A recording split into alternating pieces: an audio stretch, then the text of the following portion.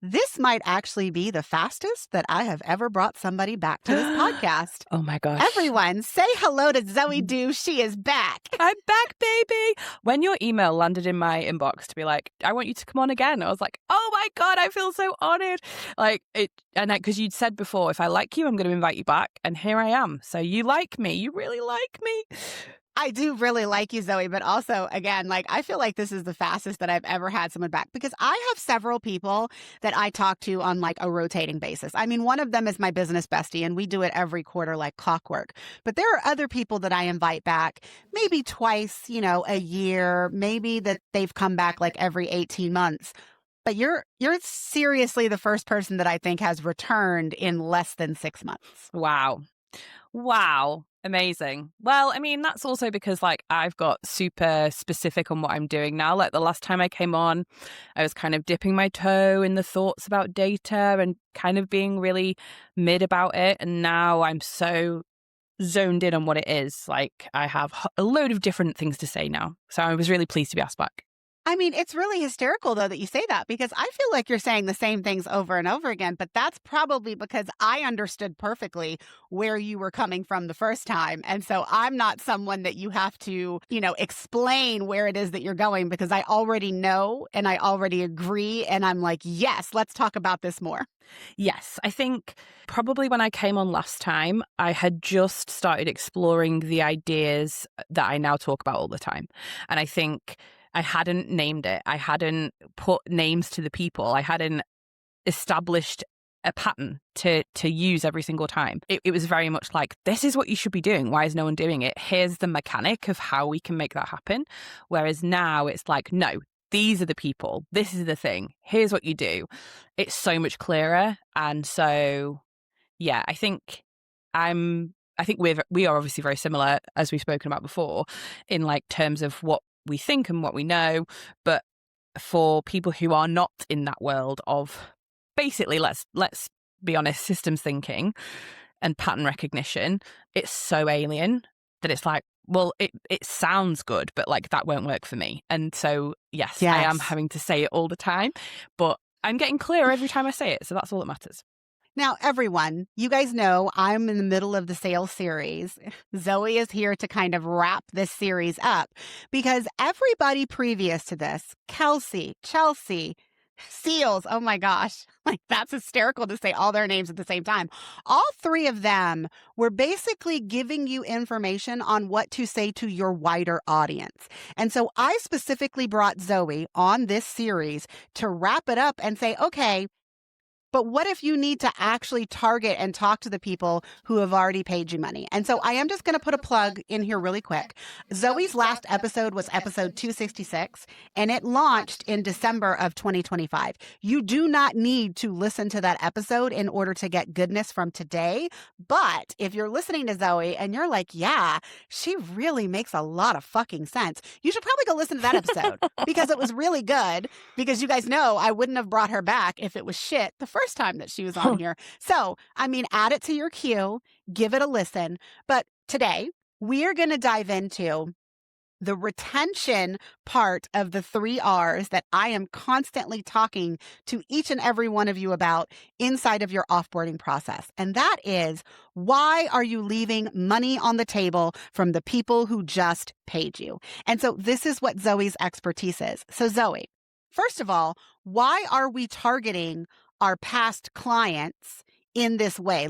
What's the impetus to get us on this is why past clients are who you really need to be engaging at this stage? They are your easiest win because you have spent time, money, and energy getting them to spend money with you the first time.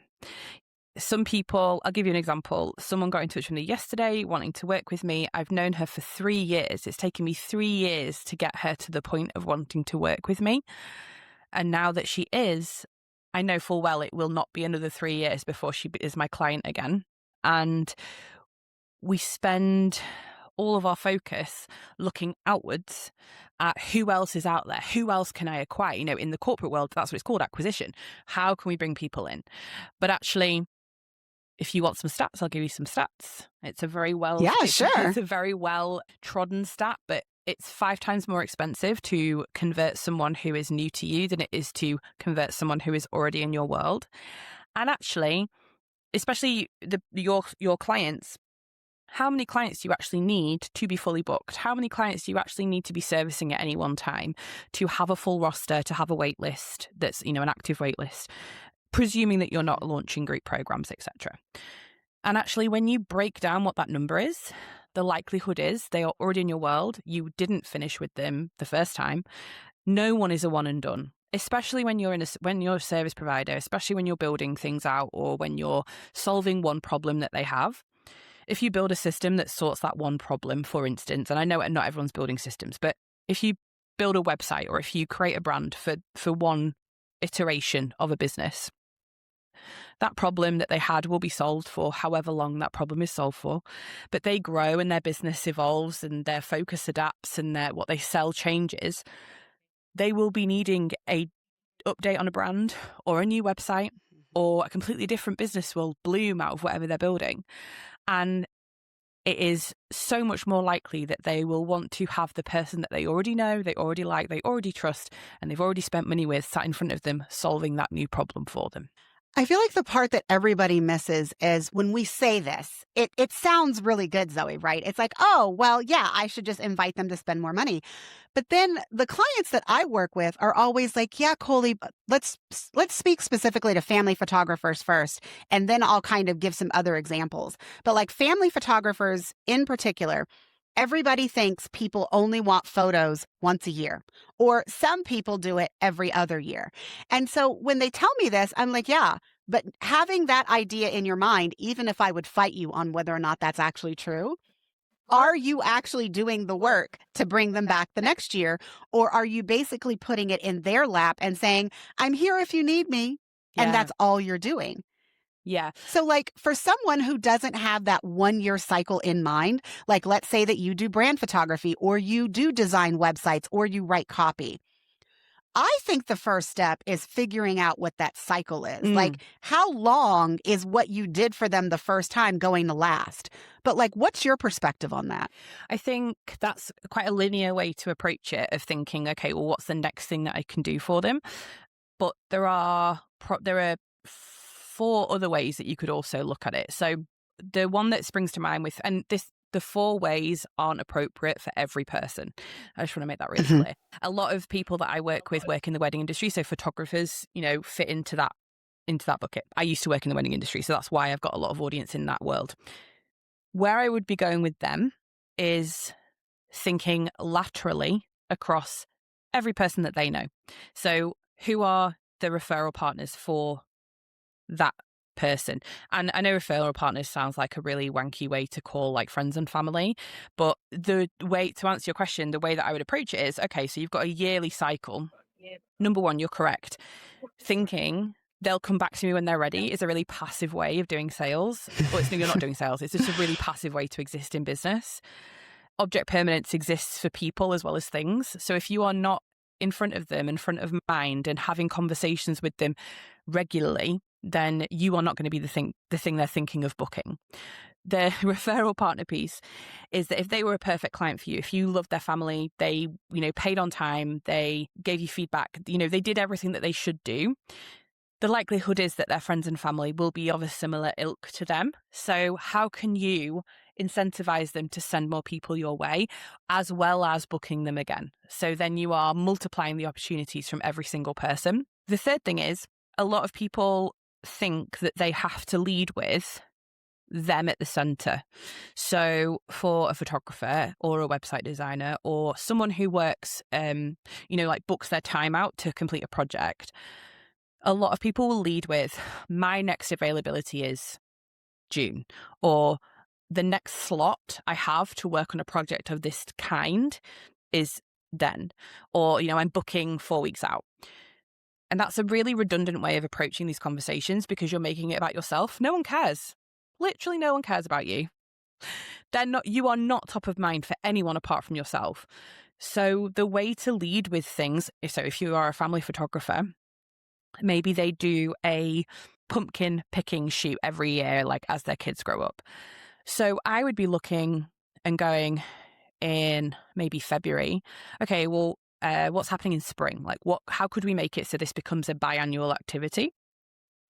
And then I would be going to people and going, oh, I don't know if you've noticed, but this farm over here, like it's really close to where we go pumpkin picking, but they actually do tulip fields.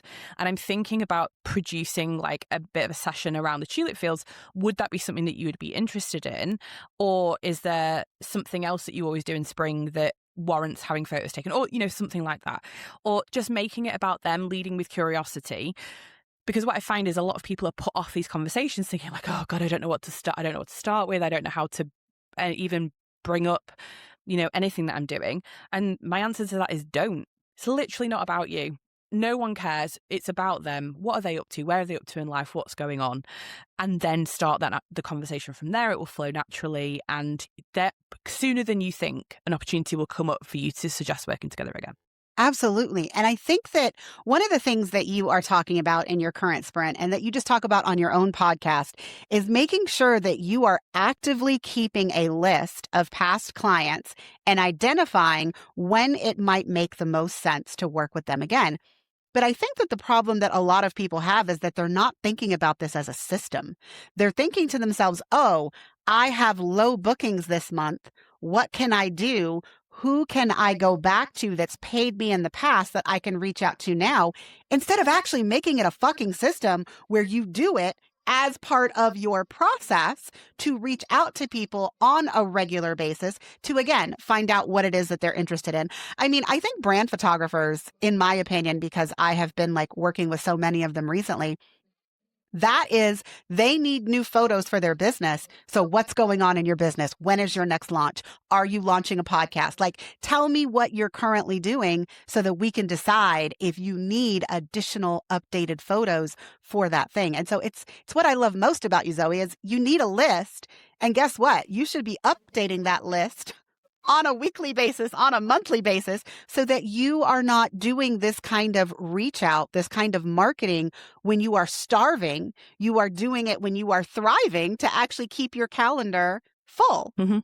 Oh, 100%. And it is just part of a routine. It's just your routine. It should take probably no longer than 30 minutes. Like if you're doing it every day, probably if it's 15 minutes, it's probably taking you too long. Because really, if you think of it like a game of tennis, they worked with you, so that was like their serve, and you played that point, and then the next opportunity is going to be your serve. So like send that serve back in one of your reach out sessions, or just even, like when you're waiting for the kettle to boil in the morning, or when you're, I don't know, you've put your lunch in the microwave and like you're waiting for it to heat up, you can just send a few messages of like, oh, and something that I find that's really easy, it depends what social media you use, but is keeping an eye on what they're doing on social media so you can be reactive in a way that feels really natural. And it is always natural with me. If you're listening to this and you are in my world, please know that I'm never doing any of this with like a really cold thought in my head. I am very reactive anyway. So I do kind of keep on top of conversations that I have running. But it takes, for 80% of sales, it takes five follow-ups from the person selling to the person that's buying. And I would say on average, most people do one. And if they do one, that's probably more than they've ever done before. So, and when I say follow-up, I don't mean like buy my thing. Why have you not bought my thing? But follow-ups can be, when I was doing the follow-ups for the sprint, people had said to me, oh, I'm definitely buying, but they'd never done anything else. They'd not looked at the sales page. They'd not looked at anything. So I would go back and be like, just so you know, we shot on Sunday. This was last week. We shot on Sunday, in case you've forgotten. Then they were like, oh yeah, I'll need to take a look at it. Nothing happened. I followed up with someone 4 times, I think. Last time was on Sunday. Monday night, she messaged me going, oh my gosh, I didn't sign up. Can I sign up now? I'm like, yeah, of course you can. Because again, this is probably going to be the theme of the episode. No one cares. No one's thinking about me. No one cares about me. And once you realize that, and once you can get your ego out of the way, actually having these conversations is really easy and really interesting, because every time you get a no, that's data. Every time you get a yes, that's data. Every time you get a maybe, it's data. And once you have data, you can analyze it for patterns and then build off those patterns. So everyone should be doing this all of the time. You could probably have the business that you want on the people that are already in your world without having to generate any more leads. which is a very bold statement, but for most people, that is true. It is. I mean, and you started this episode by saying you need to identify exactly how many people you need to work with in a year. For me, currently in Systems in Session, that's 40, maybe 50 if we hit like my next level goal, but that's 50 people. Do you have any idea how many people I've worked with in the past? I mean, even if those people only take up half those slots, I only need 20 to 25 more people. So getting clear on what your actual goal is key, because a lot of us are like, oh, we need to constantly bring in new leads. But like, do you even have enough spots Yeah. to actually book all the people if you're constantly trying to get new people? I kind of want to tie it back around to like the previous people that I had inside of this series, because I feel like we should talk about the balance, Zoe. Yes, you want to specifically reach out in this one-to-one marketing format to people who have been past clients. But remember, they're probably following you on your social media as well, on your email list. And so even if you're not reaching out to them directly, they're seeing the other things that you are sharing with your audience, you know, at any given time. And so then when you do that reach out, when you DM them, when you send them a personalized email, that is in, you know, conjunction with the other things that they are possibly seeing you sharing publicly. And that is just going to move them a little closer to working with you again versus you're not talking to like your wider audience. And then all of a sudden you send them a personal reach out, but they haven't seen anything from you about this offer in like 2 to 3 months anywhere. Yeah, I think that's a really good point. But also to slightly challenge it, I think we make too many assumptions of how much people actually see. I know that's my experience. Like the sprint that you mentioned earlier, I was promoting that for a month on email, not as long on socials, but you know, I'm an email girly. And I had people on the last day open and click an email from I think I sent probably 40 emails. From all of those 40 emails, they opened on the last day, on the email that said it was closing. And they open them one after another. Do you get that too? Like I will get people that are like, oh my gosh. And then I see that they opened 8 emails in like 10 minutes because, oh, it finally got in front of them. It finally caught their attention. Yeah. I don't necessarily look at it in that way. It's more the clicks that I'm looking at. But there were definitely people like in the last 2 days, the emails that I sent, those people had never clicked before. And we also make an assumption that if someone is on our email list, they're following us on social media. Like if you take something like Threads, there's so many times I click on Threads on someone because I see them all the time and I'll click on their profile. I'm like, I'm not following them. Just like that, the algorithm doing its work, you know? So, but you make a really good point in social media, email lists, even teaching, that we are broadcasting. That's like a broadcast with a megaphone of like, hey, you guys, look at all this stuff I'm doing. Personalized outreach is specific and accurate to the person that you're speaking to. You can refer back to conversations that you've already had. You can refer to the work that you've already done. You can qualify people so much faster than by broadcasting out to however many people are in your audience. You need the two because you're so right. Like to get those nods of interest, there has to be a broader piece that you're doing. And sometimes, you know, when it's a new offer, you kind of have to do the net rather than the fishing rod because you have to like spread it out and be like, catch everyone that might be interested. But when it comes to actually getting right fit clients in the thing that you're selling, you only really know that from having conversations with them and then being confident enough to go, yeah, this is the right thing for you. You need to like ask me more questions about it, or you need to come into it. And some people, like you bought the sprint without even speaking to me. For me, in my business, that's so rare. Like that doesn't really happen. And so it's, even people who were in there who were like a no-brainer from the beginning, they still had conversations with me of like, I think I'm going to buy this.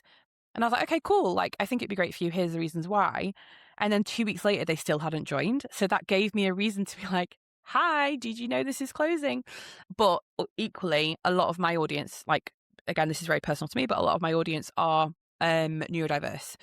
So the object permanence thing is so prevalent to them. Like, they will not remember unless I am in front of them. And once I understood that, it makes it so much easier to follow up. But I think it's true, across lots of different people. We're all busy.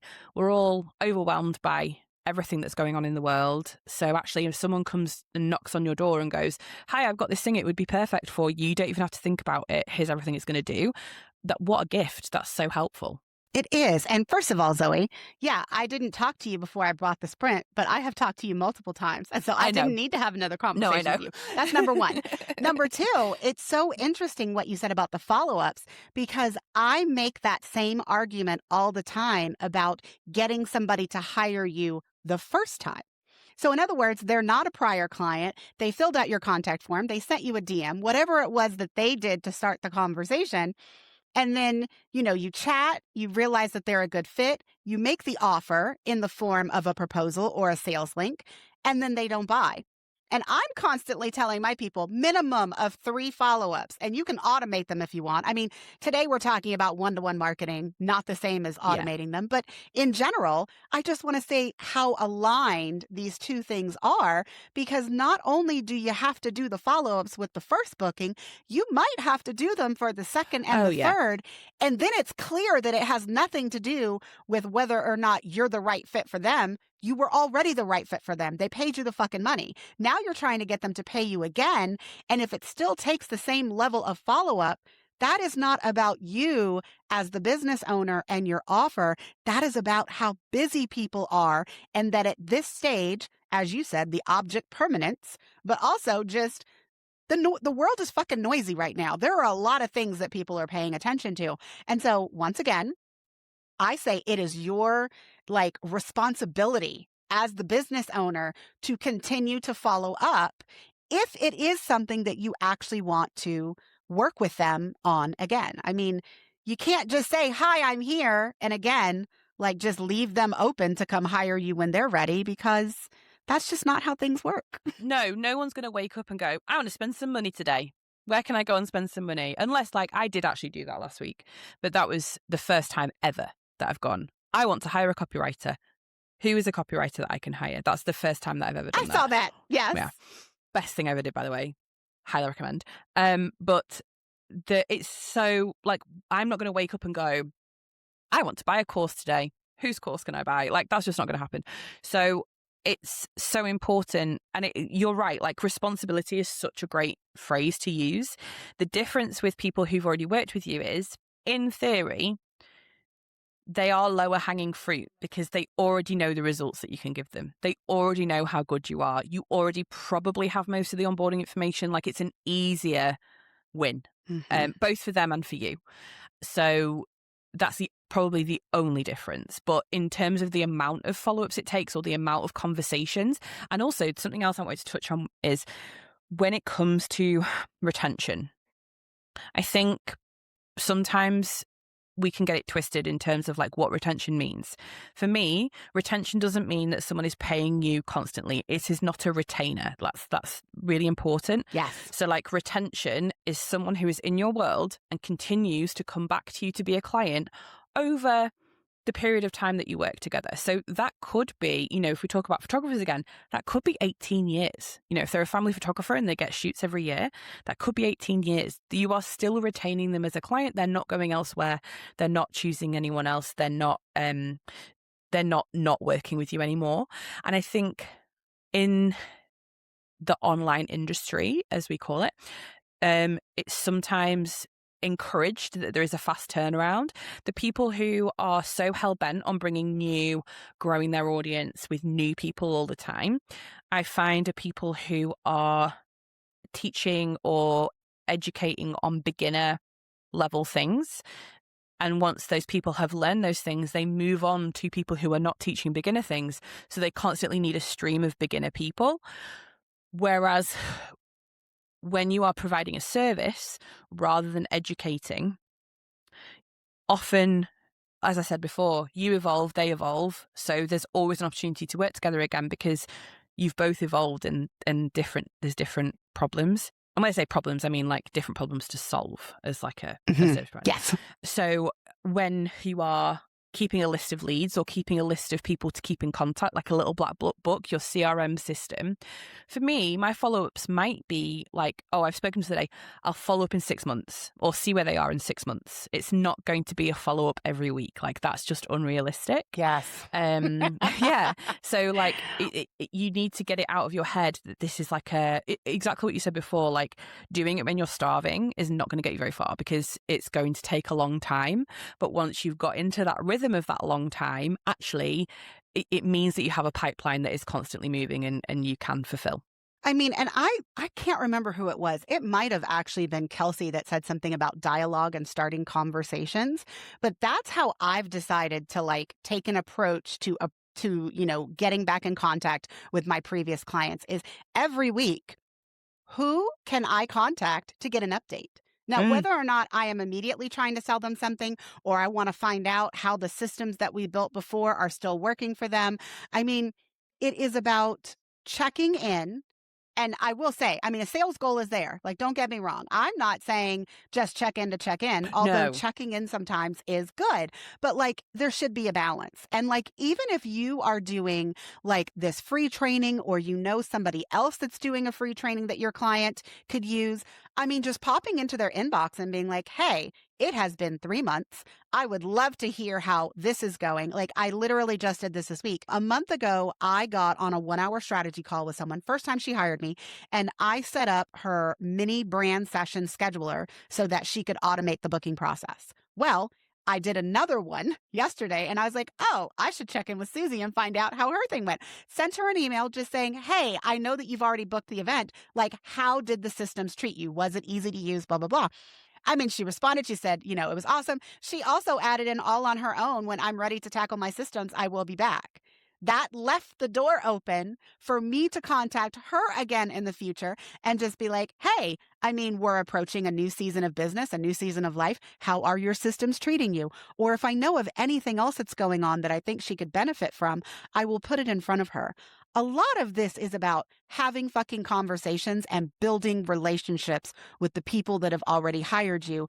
And that relationship should not stop when the delivery of the first service ends. 100%. And like that ties in, with a lot of that you talk about in terms of offboarding. And offboarding, I think, probably is the wrong term for it. It's just closing that chapter. It's not closing the book. Yes. And I think a lot of us have been burnt by crappy sales agencies coming into DMs and going, how's business treating you? Or like, what's your problem at the moment? Like, that's not outreach for me. And like, I need to be really clear. I don't do well with cold. Like, I'm not a cold traffic or cold outreach person. And I do agree with probably what some of the people have spoken about in terms of there needing to be cold traffic at some times. Like at some point you were cold traffic to me, and look, I'm on your podcast for the second time in 4 months. So like, there you go. Yeah, there we go. But it's really important that you understand that the conversations that you're having, again, lead with curiosity, lead with personalized details, lead with a genuine want to know how someone is. That's all you need to lead with. It doesn't need to go into a sales conversation.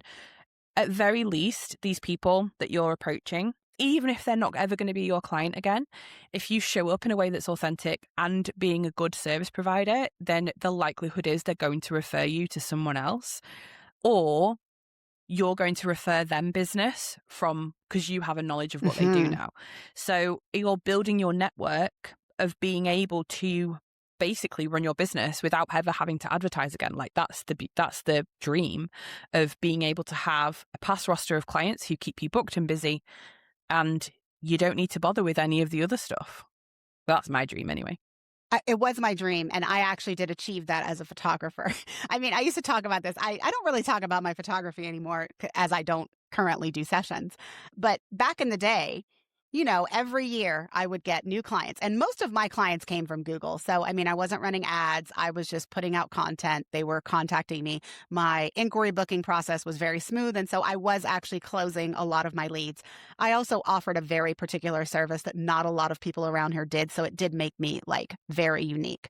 But years 1, 2, and 3 was really building like a solid client base.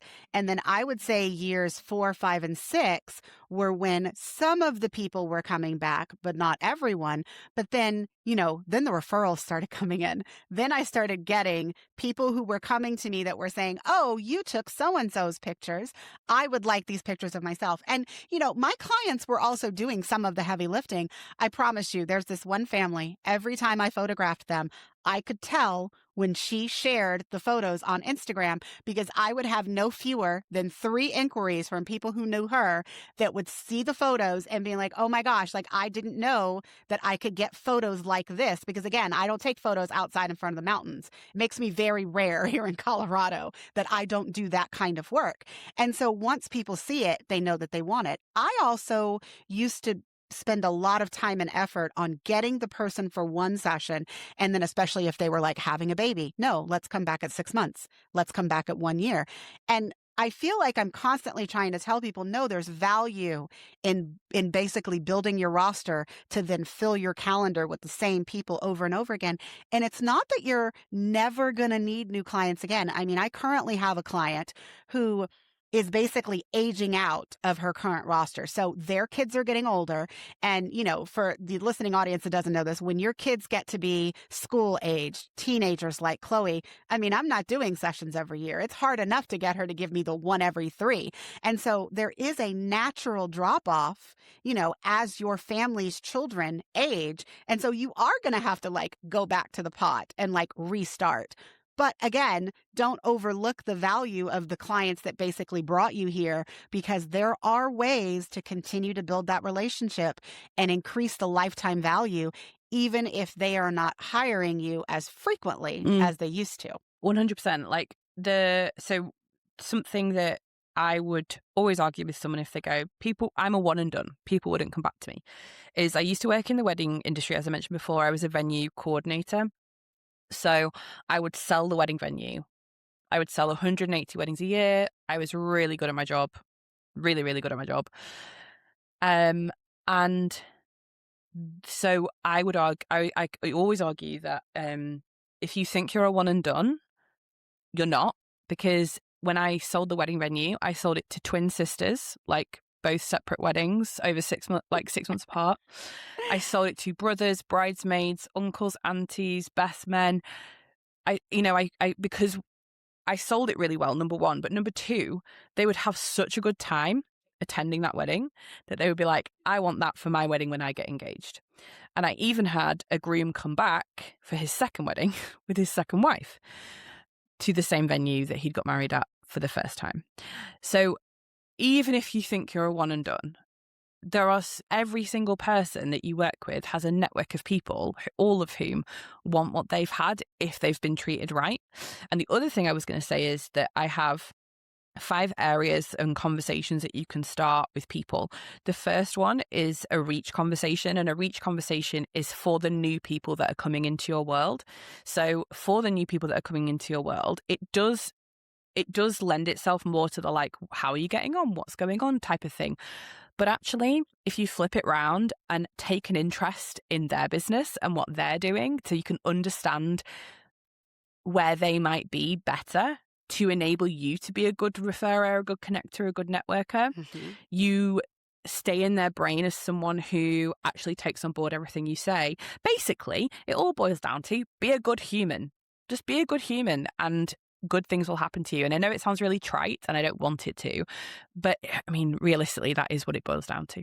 But also, you just have to have the damn conversations. Like, I feel like if anybody takes anything away from what we are talking about, it's that closed mouths don't get fed.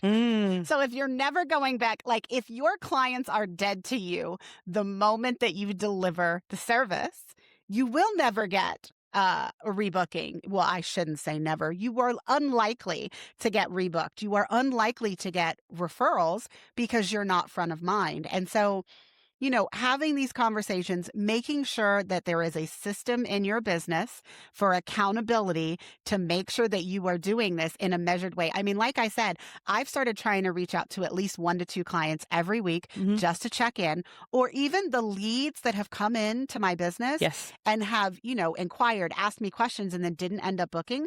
I have all of it documented in my Notion dashboard with actual reminders that's like, hey, Coley, you should check back in with this Mhm. person. I mean, it doesn't have to sound as cold and calculated as I'm making it right now, because again, sometimes when people reach out the first time, they're just not ready. No. And they need to sit back. They need to figure out what's important to them. They need to let their business evolve in the way that it is. And then maybe if you check back in with them 60 days later, something has changed or Mhm. moved them closer to being ready for the service that you offer. But it's your job to still wave and say, hey, I'm Yeah. still here. If you are still thinking about updating your systems, let's chat about what that would look like now versus what that looked like the first time you reached out. Mhm. I had a client who I'd worked with for 3 years for, like, let's call it coaching. It was more accountability really, but we'd worked together for 3 years, so she knew exactly everything I could do. And as time went on, it petered. So it used to be every week, and then it was every 2 weeks, and it was every month, and then it was like, as and when you need it, like, pay me to top up your sessions. And in January this year, she reached out and said, look, I am really struggling. I'm running group coaching. I need a way to document lots of stuff. Can you build this for me? And I was like, absolutely. Here's my quote. So I sent her the quote across, and she came back and was like, I don't really have the funds right now, but I'm waiting for some funding to come in. So when I've worked out like what I've got and stuff, like, will you come back to me? Absolutely. So I left it for 3 months. I went back to her and said, look, I've got capacity. Is everything still the same? And she came back and said, it is the same, but I want more. And actually, I ended up quoting, and she signed for double what I'd originally quoted, because she'd had that time to think about what I'd scoped, about what was included, about, and also she had also in that time period tried to set something up herself and realized that There you go. I knew that was coming, yeah, Zoe. what she had originally asked for me to scope wasn't going to fit the requirements that she had for it to happen. So again, my word of the year is the long game, and like everything I do, I just have to think this is for the long game. And also, like, I just want everyone to know the reason why I'm so passionate about this, the reason why I started to like really go hard on all of this is because I tried the cold stuff. I tried social media, posting every day, ads, tried to get on fucking LinkedIn. Like, I tried it all, going to networking events. The last year was all about me trying to grow my audience. Nothing worked. Nothing worked. I would go up a few hundred, I would come back down a few hundred. My email list would go up a little bit and then come back down a little bit. And I had this thought of like, well, I've got, like, my business is thriving and I'm not growing. So, like, do I need to grow if my business is thriving? And yeah, absolutely. I will need to add people in. I'm looking at ways of how I can grow, but it's growth without the thought immediately being, how can I convert them as quickly as possible? It's growth to be like, how can I help these people as quickly as possible? And in the future, maybe that they will work with me, or they'll refer me to other people. And I think once I started to go back, it is so much comfier doing that and like having conversations. You know, if I said to you, okay, I'm going to give you a way to get 10 warm leads, and then I'm also going to give you a way to get 40 cold leads, what would be comfier messaging? Like, where would it be comfier to like have conversations? It's 100% going to be comfier having 10 warm conversations than 40 cold conversations. So give me 10 warm leads over 50 cold ones any day. Yeah, let me be honest. I would rather have 10. But more than just having 10, I prefer to speak to people that I have a connection with. Now, don't get me wrong. I mean, again, cold leads. I had someone recently who found me on a YouTube video, came to my website, scheduled a call, and then booked my systems and session signature offer. I mean, and all of that was in like 3 days. Don't get me wrong. I convert cold people. But I feel like those of us that are doing a service and maybe do something where people are not just like immediately ready to solve their problem. I remembered what I wanted to say, Zoe. So the thing about systems that I have found is a lot of people want to attempt it themselves. And so you said that you had the client that attempted it and then they came back. I am never opposed to someone telling me on a call, I think I'm not ready for this. I think that I need to try to solve it. And I don't try and shame them. I don't try and say, oh, but you've been trying by yourself for 18 months and it's still not done. What I do instead is, well, let me know how you want to approach this, and I'll send you over some resources from my blog, from my podcast, whatever it is, to kind of see if you can actually get this done on your own. And if you can't, I'm still here. Mm, But I feel like a lot of us are so focused on like closing the deal that you are not nurturing them to perhaps give yes. them different resources. And I mean, I love a good downsell. I mean, if someone inquires about your signature offer and that's not right for them, but you have this lower ticket item that would give them the win that they need to kind of continue on their journey, and perhaps they will eventually be ready for your signature offer, you should definitely be putting that in front of them. Mm, Like, don't be so narrow minded to where you've got this one offer. You're really trying to sell them this one offer. And if they don't take you up on it, that you just go run and try to find new leads. hmm. Because again, the whole purpose of this conversation is stop chasing new leads all the time before you have attempted to convert your warm, hot, previous clients. 100%. I'm right there with you. Like, I think it is ego driven. Again, like I've mentioned ego a few times, but it's just been, I've been doing this, it's probably very personal to me, but I've been doing a lot of unlearning recently.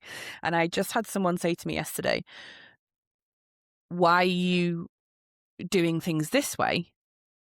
What's the outcome that you actually want? And I was like, actually, I want to help as many people as I can to do this work because it's so important. And I feel like it's very anti what has been fed from like 2020 to 2022 maybe, and is still like trickling down. And I think I closed the sprint, did send out a feedback form of like, why didn't you join? And the majority of people said I don't have past clients to go back to. And I was like, oh God, that just breaks my heart. Like you're so much earlier, not in time in Mhm. business, but in terms of like what you think you need. You know, if you've ever worked with anyone, you have enough clients to be able to do this work. But also, as you've seen in the sprint, even if you don't have a huge pool of clients to go back to, you have so many people who are in your world. It's not just about the people already in your client list. It's about people, like you said, who have inquired and maybe didn't go over the line, or have Mhm. downloaded a free resource from you, have left a comment on a blog, have sent you a DM about anything. They are opening up the conversation. I think more of us probably need to recognize what the signals are that people are interested in us. A bit like dating, probably, and then be able to follow up on that and start a relationship. And sometimes we have to start relationships not knowing where they're going to end up. You know, is this, if we take the friendship thing of like people in your life for a reason, a season, or a lifetime. So if they're in your life for a reason, they need one specific thing from you. They might get that from a free download or a low paid resource, and that's fine, but they might send other people your way. If they're in for a season, they probably have a problem that they need solving. That one problem is a bit longer term, but they're going to be a fan of yours and they're going to stick around. It's just you might not work together again. And then for life, they're going to keep coming back to you every time they have anything that you can help with. They're going to keep coming back to you. And even though the time might kind of get longer between each time, they're not going to leave. So it's just about understanding that timing wise, not everything has to be now, and we have to be patient and play the long game. Zoe, we've talked about so much, and I feel like as we wrap up this conversation, there's something that you just said, and I feel a little weird trying to clear the air 45 minutes later, but I just realized I keep saying prior clients. I keep saying leads, but I want to make it clear. I brought Zoe on here not just for you to go back to the people who have already paid you money, but in general, this concept of following up and doing a more personalized one-to-one marketing doesn't mean that they necessarily had to have paid you money. I mean, Zoe just said that, but I just wanted to make sure that I like pulled that out and like highlighted it, because I think that why this is different than the other conversations that I had inside of this series is while the three of them weren't necessarily talking about only going after cold leads, the things that we talked about in those conversations were more for cold, general audience marketing, launching, sales.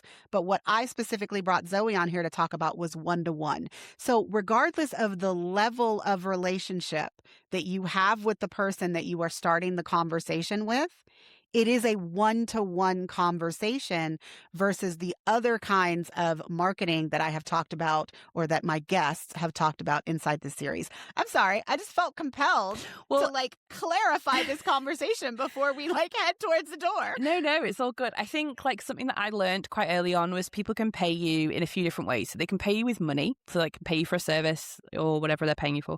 They can pay you with time, so they can come and do something for free, but they're going to give you time to get to know them and help them. They can also pay you with their email address. They can download something.